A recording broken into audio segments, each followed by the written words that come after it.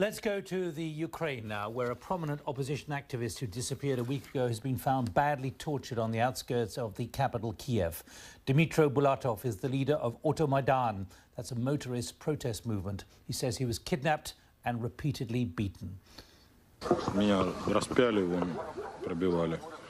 I was crucified. I've got holes in my hands. A part of my ear was cut off. They cut my face. There is not a spot on my body that hasn't been beaten. I couldn't tell who they were, as it was always dark where they kept me, but their accent was Russian. I'll tell you more later. Now I cannot see very well because I've been in darkness for so long. Well, just after those pictures emerged, after that experience, I spoke to the BBC's Duncan Crawford in Kiev.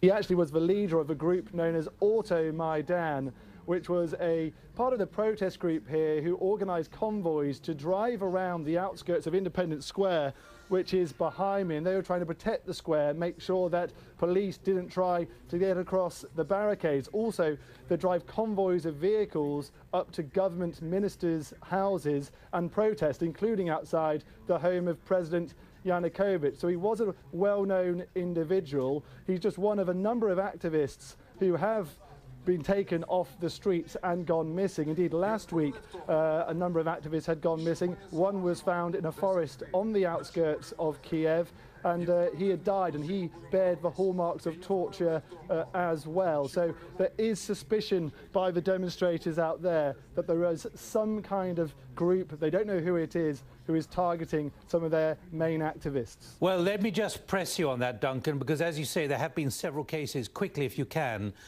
Are fingers pointing in a certain direction to a certain group, given some of the labels that have been given to those who are involved in the protests and the protests against the protests? Well, look, there's a lot of rumours around, there's a lot of suspicions, there are a few accusations, but there's nothing that we can really stand up as fact. I think it's clear there's a lack of trust down there amongst the protesters.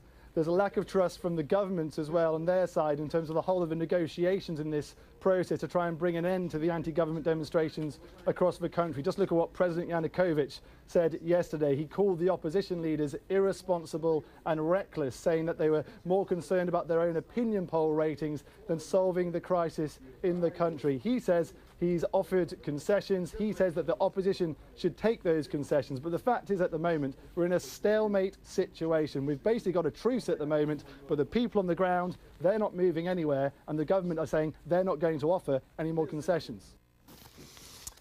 That's Duncan Crawford there in Kiev. Let's move on to issues in the United States.